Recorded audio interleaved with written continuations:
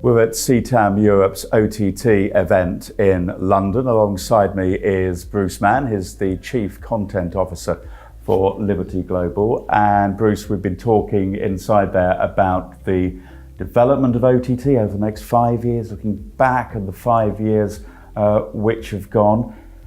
Do you think the arrival of OTT has impacted to any great state on cable in Europe? I think it's impacted cable, but I think it's impacted the industry as a whole. Broadcasters, thematic channels, free-to-air operators, the studio ecosystem has been dramatically disrupted, as has cable TV operators, I think. We have embraced them and are very open to working in partnership with OTT providers, but they have certainly set a price point that makes some of our upside on revenues a little complex, so we have to think that through.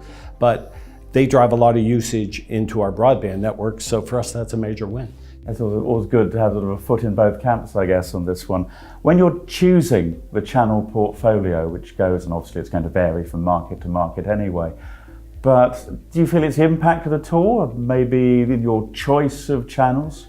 Channels meaning OTT? Channels being maybe existing ones, channels that even maybe dropping a linear channel in favor of something which is a little bit more on demand. When you look at any big cable operator like ourselves, there is no global brand that you do not have access to if you want it. And that's where we are.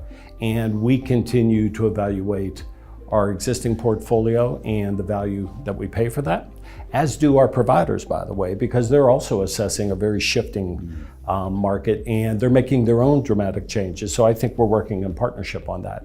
On the OTT side, to me, there are three distinctive legs, you will, that they have to bring to the party. One is the brand important and meaningful, well-defined? Number two, do they bring a degree of exclusive content, differentiated content, high quality, something that's actually going to be additive and accretive to our total proposition? And then finally, are they good partners? And do they want to work with us in a partnership and be complementary and supportive of our business models? One established and significant partner, Netflix, of course. I think famously Virgin Media was the first operator to integrate Netflix into the regular set-top box.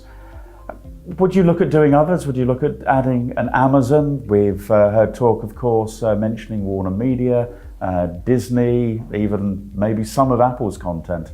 Would you have those and welcome them as part of the Liberty family as well? Depending on their willingness to work with us, to have their technology and their platform integrate into ours. The ones that you just named all certainly tick the box in relation to brand and tick the box in relation to exclusive, strong, powerful, meaningful content.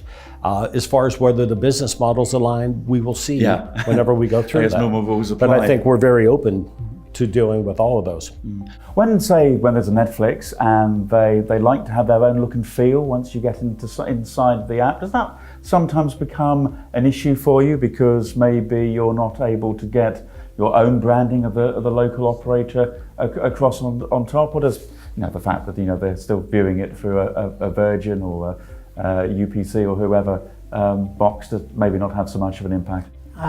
Listen, in a perfect world you would want full integration and you would want full search and discovery, but they also have limitations that they're trying to protect in relation to their brand presentation and what they stand for as well. So it's a bit of a give and take.